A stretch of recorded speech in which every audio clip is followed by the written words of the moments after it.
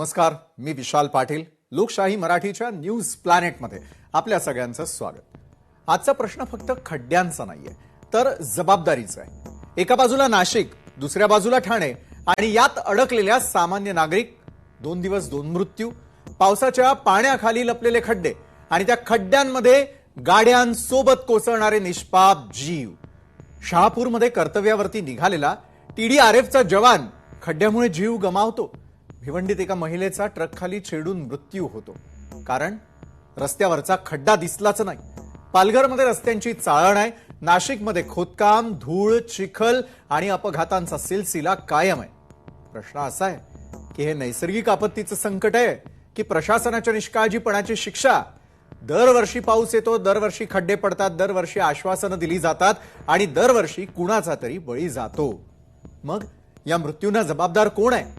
निकृष्ट दर्जाची कामं करणारे ठेकेदार, वेळेत कारवाई न करणारे अधिकारी, की फक्त राजकारण करणारे नेते मंडळी? ठाण्यामध्ये खड्ड्यांवरून सरकारवर चौफेर टीका होतीये. भिवंडीमध्ये जीव वाचवणारा जवान आज स्वतःचा जीव वाचवू शकला नाही, कारण शत्रू नव्हता, पूर नव्हता, भूस्खलन नव्हतं, त्याचा जीव घेतला एका खड्ड्यानं. हा फक्त अपघात आहे का, की हा प्रशासनाच्या निष्काळजीपणाचा खून आहे? राज्यभरामध्ये मुसळधार पाऊस सुरू आहे आणि त्याच पावसानं विकास कामांचे दावे वाहून गेलेले आहेत, फोल ठरवलेत. खड्डेमुक्त रस्ते हे आश्वासन आज रस्त्यांवर पडलेल्या खोल खड्ड्यांमध्ये गाडलं गेलंय. एका बाजूला भिवंडीत फ्लॅट पाहायला निघालेल्या महिलेचा खड्ड्यामुळे ट्रकखाली चिडून मृत्यू होतो, तर दुसऱ्या बाजूला अनेकांचे प्राण वाचवणारा ठाणे TDRIचा धाडसी जवान विकास लहू गोरे कर्तव्यावरती जात असताना खड्ड्यात दुचाकी आदळून मृत्यूमुखी पडतो. प्रश्न एकच आहे, रस्त्यांवरचे हे खड्डे नेमके पावसानं तयार झाले आहेत की भ्रष्टाचारानं? या मृत्यूंना जबाबदार कोण आहे? प्रत्येक वर्षी त्याच चुका, त्याच घोषणा आणि त्याच निष्पापांचा बळी. हे कधी थांबणार आहे? याचा शोध घेऊयात आजच्या न्यूज प्लॅनेटमध्ये.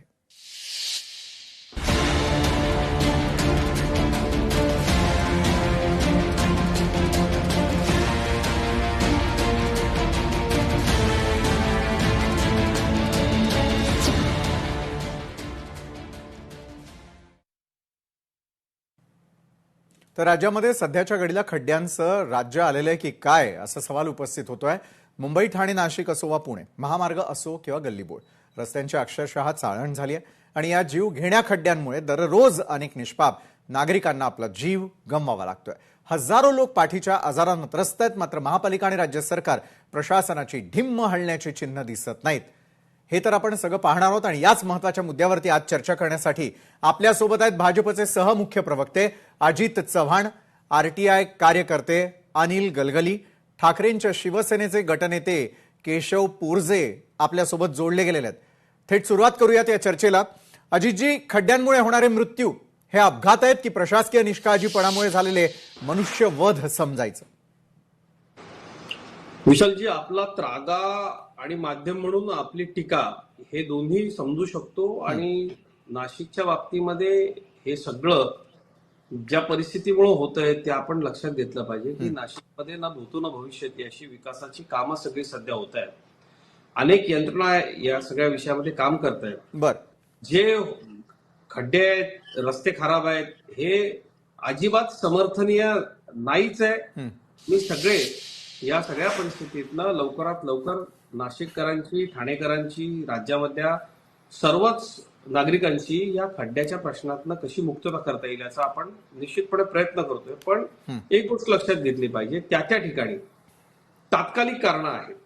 आपण जर नाशिकचं म्हटलात तर सध्या नाशिकमध्ये सिंहस्थ कुंभमेळ्याच्या निमित्तानं हजारो कोटी रुपयांची विकास कामं सुरू आहेत. सर्व युटिलिटीची एकदम कामं या ठिकाणी होणार आहेत आणि 21व्या शतकातलं अतिशय सुंदर शहर जिथं सिमेंटचे रस्ते सगळे असतील असं आपल्याला पाहायला मिळेल. ठाण्याच्या बाबतीमध्ये आपण बोलूया. ठाण्यामध्ये एक मात्र करायला पाहिजे की ज्या यंत्रणांमध्ये प्रशासकीय समन्वय नाहीये त्यांच्यावरती अत्यंत कडक कारवाई केली पाहिजे. विशेषतः आपण घोडबंदर रस्ता असेल, आतले सर्व रस्ते असतील, ठाणे शहरामधले अंतर्गत रस्ते असतील, आपण बघितलं प्रत्येक मतदारसंघामध्ये साधारणतः हजार 1,500 कोटी रुपये खर्च करून आज जो परिसर कधी काळी अगदी ग्रामीण होता आणि अत्यंत खड्डेमय रस्ते होते, तिथं आपणही हे मान्य कराल की सिमेंटचे रस्ते आजच्या सरकारनं केले आणि विशेषतः ओळा माजिवडा मतदारसंघ असेल, कोपरी पाचपाखडे असेल, तिथं प्रचंड मोठ्या प्रमाणावरती उत्तम काम झालं. बर राष्ट्रीय महामार्ग MMRDAच्या आणि इतर अखत्यारीमधले रस्ते, राज्य सरकारच्या अखत्यारीमधले रस्ते आणि महापालिकेच्या अखत्यारीमधले रस्ते, या विशेषतः ज्या ठिकाणी कंटेनरची वाहतूक मोठी आहे आणि मोठ्या प्रमाणावरती आपल्याला माहितीये की मागच्या काही वर्षापैकी एकाच दिवशी एकदम फ्लोनं पाऊस पडण्याचं प्रमाण कोकणपट्टीमध्ये आणि बहुतांश घाटमाथ्यावरती वाढलेलं आहे. त्यामुळं या सगळ्या परिस्थितीत तातडीनं काम करता येत नाही. पण एक मात्र आहे की या सगळ्या प्रशासकीय अनागोंदीचा जो भाग आहे त्याच्यावरती माननीय मुख्यमंत्री निश्चितपणे कडक कारवाई करतील, निर्णय घेतील असं मला वाटतं. पण आमच्या सरकारच्या कार्यकाळामध्ये जे सिमेंटचे रस्ते, ठाण्याचा विषय आपण घेतला तर जे मेन मुख्य महामार्गावरचे खड्डे जे आहेत ते अति पाऊस, प्रचंड कंटेनरची वाहतूक आणि रस्त्यांवरती अति ताण, आणि त्यात या सगळ्या पावसाला न जुमानणारे हे जे खड्डे आहेत, या खड्ड्यांच्या बाबतीमध्ये विशिष्ट काही फक्त पॅच आहेत. मला असं वाटतं त्याच्यावरती सुद्धा काल विशिष्ट पॅच असले तरी जीव जात आहेत एवढं मात्र नक्की, आणि ते सुद्धा पाऊस थोडासा थांबला की जातील. आणि नाशिकच्या बाबतीत बोलायचं झालं तर नाशिककरांना विनम्र या ठिकाणी माझं एक असं आव्हान असेल की आपण सगळ्यांनी स्वतः खरंच काळजी घ्या. खूप यंत्रणा इथं काम करतायत. 30-32 हजार कोटी रुपये शहर आणि त्र्यंबकेश्वरच्या विकासासाठी आलेले आहेत. प्रचंड मान्य ना अजितजी, विकास कामं होत आहेत मात्र जीव जात आहेत हे देखील प्रॅक्टिकल आहे. अनिलजी, मी आपल्याकडे येतो. सरकार दावा करतं आम्ही विकास कामं करतोय. किती दिवस टॅक्सेस भरायचे, किती दिवस याच रस्त्यांनी जीव घेणा प्रवास करायचा आणि जीव गेल्यानंतर पुढे काय याचं उत्तरच नसतं. अनिलजी, मला सांगा, रस्त्यांच्या कामात भ्रष्टाचार होत नसल्याचा दावा सरकार करतं. एका बाजूला म्हणतंय की प्रशासकीय दिरंगाई होत असेल किंवा प्रशासकीय अधिकारी त्या ठिकाणी काम करत नसतील. कंत्राटदार काय, प्रशासकीय अधिकारी काय, राजकीय नेते मंडळी काय, सर्वसामान्यांच्या जीवाचं मोल कोणी ठरवायचं अनिलजी? खरं पाहिलं तर मागील 1 वर्षामध्ये किंवा गेल्या 5 वर्षामध्ये ज्या पद्धतीने मी मुंबईची अगर गोष्ट सांगितली तर 1,000 कोटी रुपये हे फक्त खड्ड्यांवरती खर्च झालेले आहेत. सर्वात मोठा प्रश्न आहे की जेव्हा आपण चांगले दर्जेदार रस्ते बांधण्याचा दावा करतो, चांगली गतिमान वाहतूक देण्याचा दावा करतो, परंतु हे खड्डे येतात कसे? कारण आज ज्या पद्धतीने सीसी रोडचं काम सुरू आहे, गेल्या 3 वर्षामध्ये मुंबई ठाण्यामध्ये फार कासव गतीने ही कामं सुरू आहेत. आणि विशेष म्हणजे की अगर मग ठाण्याचं अगर जसं आता अजितजीने सांगितलं, सीसी म्हणजे जे तुमचे सेवा रस्ते आहेत त्याला सुद्धा तुम्ही सीसी रोड का केले, हा सर्वात मोठा प्रश्न आहे. कारण जिथे सेवा रस्ते आहेत हे डांबरीचे असतात. कारण जेव्हा आपल्याला तिथे ज्या वेगवेगळ्या ज्या सेवा असतात तेव्हा त्याचं काही काम असतं, तर तिथे सुद्धा आपण एक प्रकारचं सीसी रोड बनवण्याचं काम सुरू केलं. मुंबईमध्ये जेव्हा भूषण गगराणी होते, स्वतः मी तक्रार केली की जे सेवा रस्ते आहेत, जे आपले बाजूचे रस्ते आहेत, त्याला तुम्ही सीसी करू नका, ते डांबरीच असायला पाहिजेत. खरं पाहिलं तर आपण जेव्हा अशा प्रकारचे रस्त्यांचे कामं सुरू करतो तेव्हा त्याची एक प्रकारची डेडलाईन असते किंवा जे विशिष्ट वेळेमध्ये आपल्याला काम पूर्ण करायचं असतं. दुर्दैवाने मुंबई ठाण्यामध्ये आपण ती डेडलाईन केव्हाच पार केलेली आहे, तरी सुद्धा 100% काम पूर्ण झालेलं नाहीत. स्वतः राज्याचे जे मुख्यमंत्री असून देत किंवा उपमुख्यमंत्री असून देत, त्यांनी वेगवेगळे दावे केलेले आहेत, परंतु खालच्या स्तरावरती जी परिस्थिती आहे ती वेगळी आहे. अजितजी, अगर आपण मुंबईमध्ये अगर फेरफटका केलात, ठाण्यामध्ये गेलात, तुम्हाला केव्हा सुद्धा हे खड्डे दिसतील. आणि खड्डे जेव्हा बुजवण्याची जी पाळी येते, प्रत्येक नागरिकांनी तक्रार का करावी? त्या अधिकाऱ्यांना, त्या वाहतूक पोलिसांच्या सीसीटीव्हीला हे खड्डे का दिसत नाहीत? जेव्हा जीव जातो, बळी जातो, तेव्हा आपण जागून त्याच्यावरती काम करतो. परंतु जेव्हा ही विशिष्ट जे खड्डे असतात, कारण फार मोठे मोठे खड्डे आज सुद्धा या रस्त्यावरती आहेत. मीरा भाईंदरला तीच परिस्थिती आहे.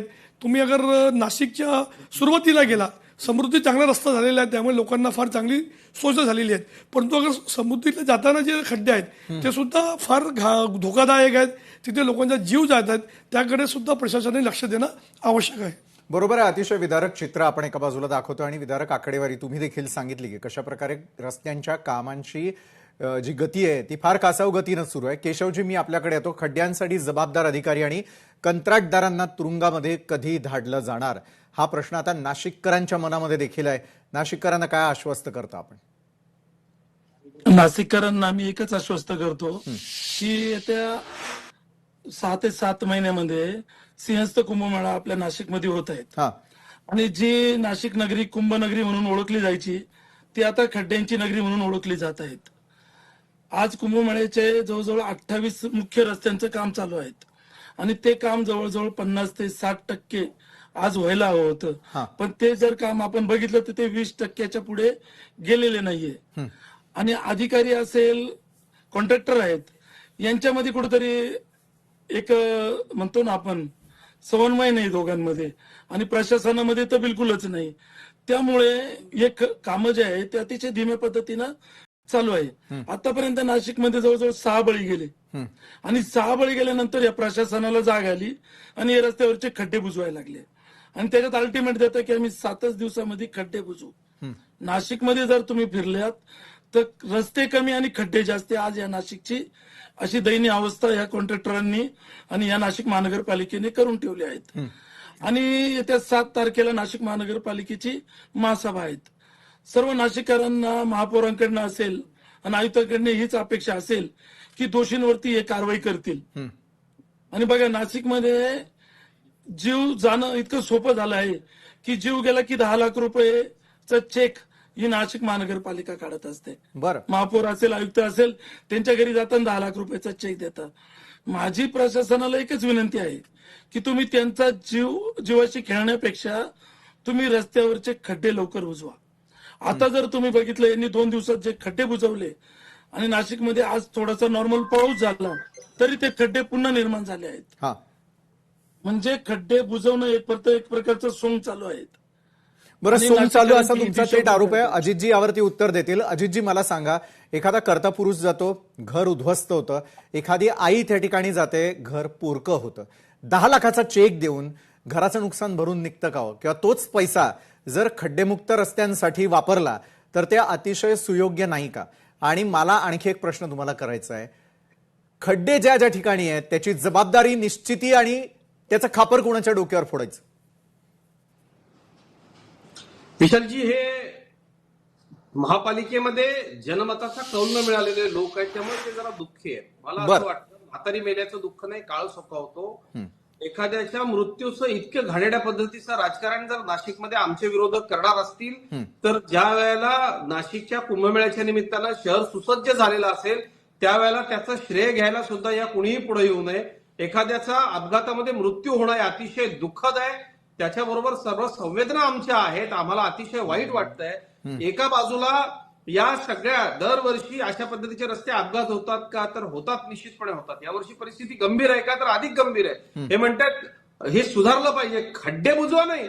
आम्ही नाशिककरांना आणि ठाण्यामधल्या जनतेला हा पावसाळा संपल्यानंतर उरलेल्या सर्वच कामाचे सिमेंटचे रस्ते देणार आहोत, ज्याच्या सर्व युटिलिटीची कामं पूर्ण झालेली असतील. पण आमच्या विरोधकांना एक गोष्ट कळत नाहीये नाशिकच्या निमित्तानं की कुंभमेळा होणार आहे, जागतिक पातळीवरचा हा धार्मिक उत्सव आहे. या निमित्तानं अख्खं जग नाशिकला येणार आहे, त्याचीही कामं सुरू आहे.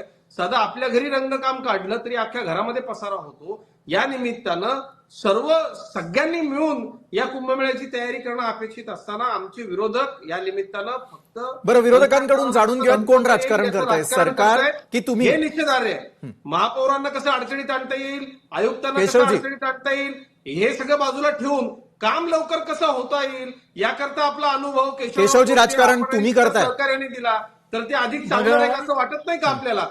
काम पूर्ण झाल्यानंतर, कुंभाला शहर सज्ज झाल्यानंतर ज्या वेळेला सगळं जग याचं कौतुक करेल त्यावेळेला तुम्ही केशवजी उत्तर द्या ना. की नाशिककर जे मृत पावले त्यांच्या टाळूवरचं लोणी बोला तुम्ही, तुमचा आवाज येईल आमच्यापर्यंत. बोला केशव. आपण करताय असं आपल्याला वाटत नाही का? हे निषेधार्ह आहे.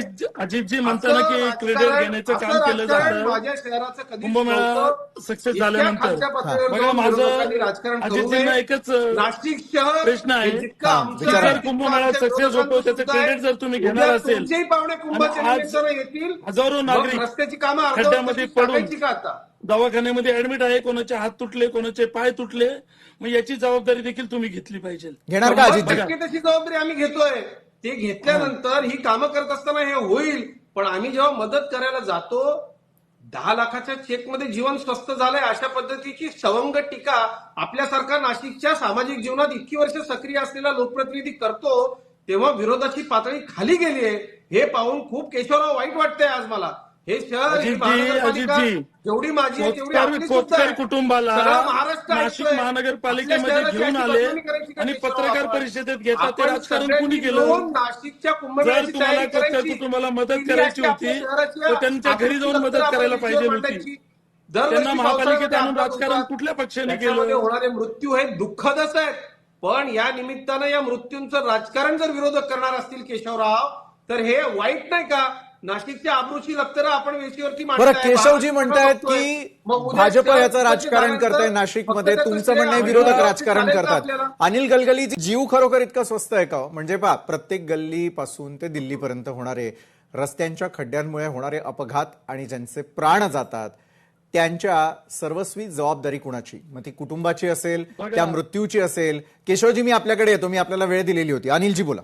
नाही, खरं पाहिलं तर माझं असं मत आहे की आपण अशा पद्धतीने आरोप प्रत्यारोप करण्यापेक्षा तो विशिष्ट जो कॉन्ट्रॅक्टर आहे किंवा तिथे जे जबाबदार अधिकारी आहेत, कारण जेव्हा रस्ता आपण बांधतो त्याची गुणवत्ता, त्यानंतर त्याची जबाबदारी, ती जबाबदारी फक्त त्या कॉन्ट्रॅक्टची नसून त्या अधिकारीची सुद्धा असते. आणि विशेष म्हणजे आपण त्यानंतर थर्ड पार्टी ऑडिट करणं सुद्धा आवश्यक आहे. बरं. आज मुंबईमध्ये मेट्रोचं काम सुरू आहे, फार चांगली बाब आहे. परंतु जेव्हा मेट्रोचं काम सुरू असताना किंवा फ्लायओव्हरचं काम सुरू असताना आजूबाजू रस्ता जो उखडला जातो त्यानंतर त्याची डागडुजी करणे, त्याला मेंटेन करणं, ही सुद्धा जबाबदारी त्या संबंधित पालिकेची असते. पण दुर्दैवाने जेव्हा अशा काम पूर्ण झाल्यानंतर त्याकडे दुर्लक्ष केलं जातं. खरं पाहिलं तर अजितजी, माझी अशी मागणी आहे की आपल्या माध्यमातून किंवा माननीय मुख्यमंत्री तर सक्षम आहेत, ते कारवाई करतात. सध्या मुंबईमध्ये ज्या पद्धतीचं आपण बघतो तर आपण त्या कॉन्ट्रॅक्टरवरती किंवा त्या अधिकाऱ्यांवरती कारवाई करणं आवश्यक आहे. मला एक बाबीचं कौतुक वाटतं, कारण जेव्हा मुंबईमध्ये झाड पडलं, दुर्घटना घडल्या, पहिल्यांदा मुंबईच्या इतिहासामध्ये महापालिकेने त्या अधिकाऱ्यांना घरी बसवण्याचं काम केलं. जेव्हा मॅन्युअलची दुर्घटना झाली, काही अधिकारी कारवाई झाली, परंतु त्याच्या पुढे त्याचं एक रिझल्ट येणं सुद्धा आवश्यक आहे. कारण आपण त्यांना निलंबित करतो, पण पुढे काही महिन्यानंतर, काही दिवसानंतर त्यांना परत सेवेमध्ये घेतो. खरं म्हणजे अशा प्रकरणामध्ये संपूर्ण चौकशी करून कुठल्या तरी अधिकाऱ्याला बडतप करणं, त्याच्यावरती गुन्हा दाखल करणं, जेव्हा अशा गोष्टी मुंबईमध्ये किंवा नाशिकमध्ये किंवा पुण्यामध्ये जेव्हा होतील, तर निश्चितपणाने जो कॉन्ट्रॅक्टर असेल तो जबाबदारीने काम करेल, जो अधिकारी तो जबाबदारीने काम करेल. कारण जेव्हा आपण असं जेव्हा कामं करतो तेव्हा प्रत्येक ठिकाणी एक लॅबोरेटरी असते, ती त्या लॅबोरेटरी त्या साहित्याची तपासणी करते, त्या कामाची तपासणी करते, त्याची गुणवत्ता आहे की नाही. पण दुर्दैवाने मुंबईमध्ये किंवा पुण्यामध्ये, नाशिकमध्ये काम सुरू होतं, पण त्यानंतर पुढे काही घडत नाही. तर माझी अशी मागणी आहे की आपल्या माध्यमातून की याच्यावरती एक चेक ठेवण्यासाठी काही अधिकाऱ्यांची टीम ठेवावी. जेव्हा अशी कामं होतात तेव्हा नगरसेवक, ते कॉन्ट्रॅक्टर किंवा त्या संबंधित त्या विभागाचे दक्ष नागरिक यांनी अगर थर्ड पार्टी ऑडिट केलं तर निश्चितपणाने भविष्यामध्ये अशा दुर्घटनेपासून आपण नियंत्रण आणू शकतो. बरं अनिलजी, तुम्ही खरं तर इतका दीर्घ अभ्यास केल्यानंतर एक उपाययोजना सुचवतायत आणि ती म्हणजे याचीच की जो कोण त्याच्यासाठी जबाबदार आहे अकाउंटेबिलिटी असणं गरजेचं आहे. मात्र ही अकाउंटेबिलिटी आपल्याला का पाहायला मिळत नाही अजितजी? म्हणजे मला सांगा, एका बाजूला तुम्ही म्हणता की मुख्यमंत्री जे ते फार संवेदनशील आहे, केवळ प्रमुख शहरांचा हा प्रश्न नाहीये, संपूर्ण महाराष्ट्रात तुम्ही कुठेही जा, अनेक ठिकाणी रस्त्यांवरती खड्डे आहेत, अनेक निष्पाप जीव अजूनही जाताना दिसत आहे. एक फायनल त्याच्यावरती कुठेतरी निर्णय घेणं आता गरजेचं आहे. आणि खड्ड्यांमुळे मृत्यू झाला अशा बातम्या आम्हालाच मिळू नये अशी आमची देखील देवाला साकडे आणि प्रार्थना आहे. अजितजी, अनिल गलगलीजींनी काही सूचना केल्या, ते महाराष्ट्रामधले अतिशय ज्येष्ठ माहिती अधिकार कार्यकर्ते आहेत. मुंबईच्या बाबतीमध्ये अत्यंत अभ्यासपूर्ण त्यांचं मत असतं. मी अनिलजी या विषयामध्ये आपण जी सूचना केलेली आहे तिचा नम्रपणे स्वीकार करतो आणि आपल्याला थोडीशी मला माहिती द्यायची, मी माहिती देऊ इच्छितो की मुंबईमध्ये सुद्धा या अधिकाऱ्यांना नुसतं आपण निलंबित करून थांबत नाही, त्यांच्या विभागीय चौकशा लावतो, त्यांच्या वेतनवाढी थांबवतो. यापैकी अनेक प्रकरणं अनिलराव आपल्याला अतिशय चांगल्या पद्धतीने माहिती आहेत. दुसरा विषय याच्यामध्ये चेक असावा का, तर आता आपण काय केलेलं आहे की IITच्या काही टीम्स 3 लेयर्स आपण क्वालिटी कंट्रोल चेक त्याचं करतोय. आणि अनिलजी, मला सांगायला अतिशय आनंद वाटतोय आपल्याला की MMR रिजनमध्ये आता सिमेंट रस्त्यांची जेवढी कामं आपली झालेली आहेत ती अतिशय गुणवत्तापूर्ण झाली. असा कानपूर आणि बॉम्बे IITनं त्यांच्या टीम्स, आपण 3 लेअर चेकिंगच्या टीम्स नेमल्या होत्या आणि या पूर्णपणे थर्ड पार्टी ऑडिट करून आपण ते सगळे रस्ते बांधले. त्याची गुणवत्ता अतिशय चांगली राहिली. विशालराव, आपल्या घरासमोरचा रस्ता सुद्धा अशाच पद्धतीच्या गुणवत्ता चेकमधनं सिमेंट रस्ता आहे. आपल्याला माहिती आहे की पूर्वी त्या ठिकाणी परिस्थिती काय होती ना आता परिस्थिती काय. बरोबर. दुसरा विषय, नाशिकमध्ये अनिलजी आपण जी कामं करतोय, मला आपल्याला सांगताना अतिशय आनंद होईल की माननीय मुख्यमंत्र्यांनी प्रवीणराव गेडामान सारखा अत्यंत कर्तव्यदक्ष आणि प्रामाणिक चोख अधिकारी दिलेला आहे. त्यांना आपण व्यक्तिगत पातळीवर ओळखता आणि इथं सुद्धा जी कामं होत आहेत आणि विलंबाचा आत्ता मगाशी केशवराव पोरजेंनी उल्लेख केला, पण मी नम्रपणे सांगतो की काही क्वालिटी कंट्रोल झालं नाही म्हणून आमच्याकडे बघा महापौरांनी आयुक्तांनी एक रस्ता उघडून टाकला होता आणि या एजन्सीज अत्यंत पारदर्शकपणे या सगळ्याचं काम करतायत. फक्त अनिलजी मुख्य जे रस्ते आहेत मुंबई पुणे आणि MMR रिजन मधले त्यावरती काहीतरी तोडगा काढावा लागेल. ज्यांचा वाद आहे ते कुणाच्या अखत्यारीत ते कळू शकत नाही, त्यांच्या दुरुस्तीला त्यामुळे विलंब होतो. प्रचंड पाऊस कोकणपट्टीमधला हा याला कारणीभूत ठरतो आणि MMR बरोबर कुंभमेळ्याची कामं सुरू असल्यामुळे नाशिक हे अधिक तीव्रतेनं यावर्षी आपल्याला सगळं पाहायला मिळालं. मात्र आपण जो गुणवत्तापूर्ण कामांचा आग्रह केलेला आहे, आतापर्यंत जेवढी हजारो कोटी रुपयांची सिमेंट रस्त्यांची कामं झाली तर रस्ते आता खोदावे सुद्धा लागणार नाहीत, कारण आपण त्याच्याबरोबर इतर कामांसाठी ज्या कामांसाठी आपण रस्ते खोदतो त्याकरताची व्यवस्था करून हे सिमेंट रस्ते बांधतोय. बरं, आपण कशी अपेक्षा ठेवूया? मला माननीय मुख्यमंत्र्यांनी अनिलजी एक बैठक घेतली होती मंत्रालयामध्ये सह्याद्रीवरती. ती बैठक आपल्याला आठवत असेल आणि काही मंडळींनी आपल्याला त्याची माहितीही दिली असेल की 2-2 वर्ष कमी कालावधी करून त्याची क्वालिटी अधिक उत्तम कशी राहील या संदर्भात माननीय मुख्यमंत्र्यांनी ऍक्शन मोडवरती एक प्लॅन तयार केला आणि त्या प्लॅनवर हुकुमी कामं सुरू आहेत. पावसाळा संपल्या बऱ्याच ठिकाणी डांबरी रस्ते दिसणार नाहीत, थेट सिमेंट रस्त्यांच्या माध्यमातून आपण ही अडचण सोडवणार आहोत. नाशिकमध्ये तर इतर शहरांपेक्षा 50 वर्ष पुढचा विकास फक्त पुढच्या एक 10 ते 11 महिन्यामध्ये आपल्याला पाहायला मिळेल असा विश्वास मी व्यक्त करतो. बरं अजितजी, हा विश्वास सार्थ ठरो अशी आमची पण अपेक्षा. केशव पोरजेंना मला विचारायचं आहे. केशवजी, मला सांगा ना, नाशिकमध्ये जे मृत्यू झाले त्या मृत्यूची जबाबदारी खरोखर कुणी घेतली का? प्रशासनानं घेतली का? कॉन्ट्रॅक्टर्सनं घेतली का? मला एक सांगा, एक व्यक्ती जातो, त्यानंतर पत्रकार परिषद होते, पत्रकार परिषदेत काय घडलं हे अवघ्या जगानं देखील पाहिलं. मात्र मला एक सांगा, मृत्यूला जबाबदारी नेमकी देण्यात आली का? मृत्यूला कोण कारणीभूत आहे? त्यांच्यावर कारवाई झालेली तुम्हाला पाहायला मिळाली का? केशवजी, बघा, शहरामध्ये 6 मृत्यू झाले. 2 जणांनाच, जे 2 मृत्यूमुखी झाले आधी, त्यांनाच नुकसान भरपाई मिळाली. 4 लोक त्याच्यापासून आता पण वंचित आहेत. आणि मला अजितजींना एक सांगूशी वाटतं की 15 दिवसापूर्वी जो महापौरांनी आणि आयुक्तांनी एक खराब रस्ता, निकृष्ट दर्जाचा रस्ता म्हणून तो खोदून टाकला, आणि पण आम्ही ते कौतुक करतो की तुम्ही तो रस्ता निकृष्ट दर्जाचा होता म्हणून तुम्ही पुन्हा कॉन्ट्रॅक्टरला करायला लावला, पण त्यांच्यावरती तुम्ही काय कारवाई केली आणि का कारवाई केली नाही?